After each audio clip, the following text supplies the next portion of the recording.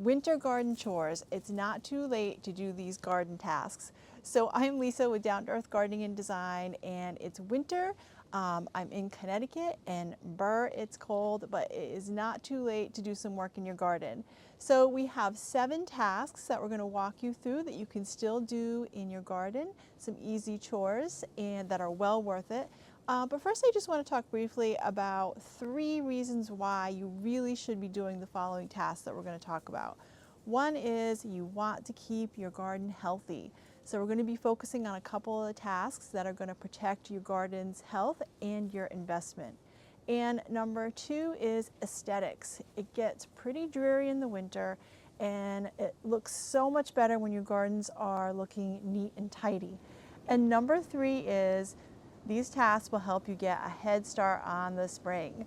So it's pretty great if you can be spring ready and have your gardens at their best when spring arrives, because it's no fun to be cleaning gardens up when your spring bulbs are coming up. So we're going to take care of some of those right now. Okay, let's get started with our easy tasks. So number 1 is bring in your containers, especially if they are ceramic or clay. So those containers, if they're left outside and they're freezing and thawing and the water gets in them, you can lose your containers, so they'll crack and break. So what you want to do is put them into storage for the winter. So I have a nice little wagon that I use to move my containers around, which is pretty great. But anything that I have that's plastic and metal, I can leave outside. And number 2 is plant your spring flowering bulbs. So we're thinking spring here, we're gardeners, and so we plan ahead. And so there's still time to plant your spring flowering bulbs, which would be your tulips, your daffodils, your hyacinths, your crocuses.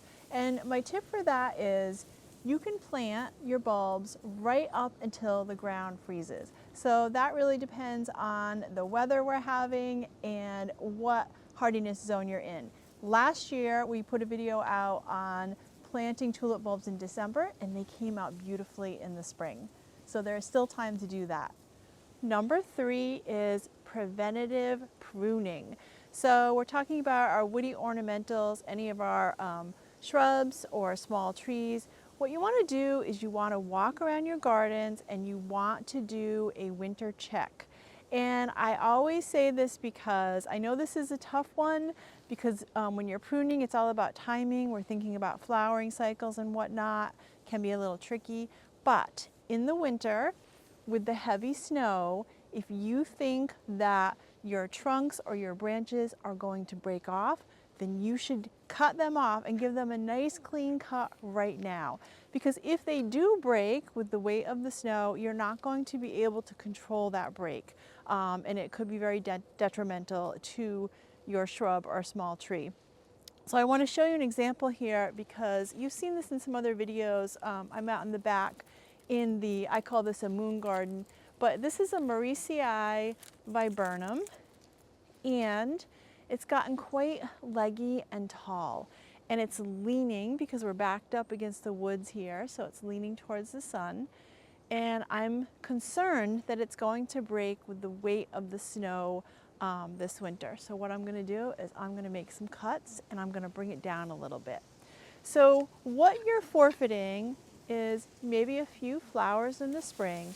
What you're gaining is you're saving the whole shrub. Number 4 is keep adding to your compost.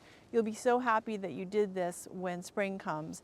This stuff for me is like gold, and I can never have enough of it. So what you want to do when you're winter composting is you want to layer things. So you want to layer a good ratio of greens to browns. So mainly for me, that's my kitchen scraps and my brown leaves. So the composting will slow down a little bit, but in the spring, like I said, it'll be well worth it. So I'm just going to show you what I have here, my kitchen scraps.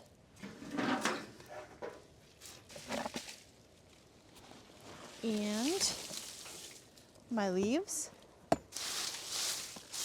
Now, if you're interested more on this topic, we do have an entire video called Winter Composting that will give you some more information. Number 5 is cut back your perennials and grasses. So unless you want to leave them for the birds for the winter, you can tidy your garden up and you can cut them back even when the ground is frozen, which is what I'm going to do here with my penstemon, one of my favorite plants. And so I'm just going to cut it right back to the ground and clean it up so it'll look nice and tidy. Now, another hot tip for you on cutting things back is we were talking about how now's the time to also think about the health of your garden. If you have some plants that had some mildew on them, like for example, phlox, tall phlox, pretty susceptible to mildew, you want to cut them back and you want to bag those up and dispose of them because you don't want that to spread around your garden. Number 6 is you can protect your tender perennials and roses by bringing in some mulch, some straw, some leaves, and just pulling it up around the base just to give it a little added protection.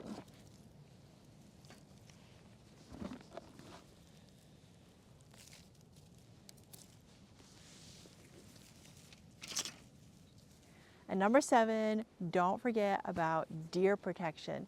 So you can get out there, you can repair your fencing, or you can put some deer spray on some of the things we know that they love to munch on. So I'm here with my arborvitaes. We're going to spray these, and that's been really effective for deer protection because remember, when we're inside hibernating, they're outside having a feast. Okay, that's it for today. We're embracing the season. It's cold, but it's really great if you can get out there and do a little work in your garden to keep them healthy, keep them looking great, and get a head start on the spring. So I appreciate all of you at home. If you liked our video, go ahead and give it a thumbs up. And if you haven't already, subscribe to our channel because we have a lot more gardening coming your way.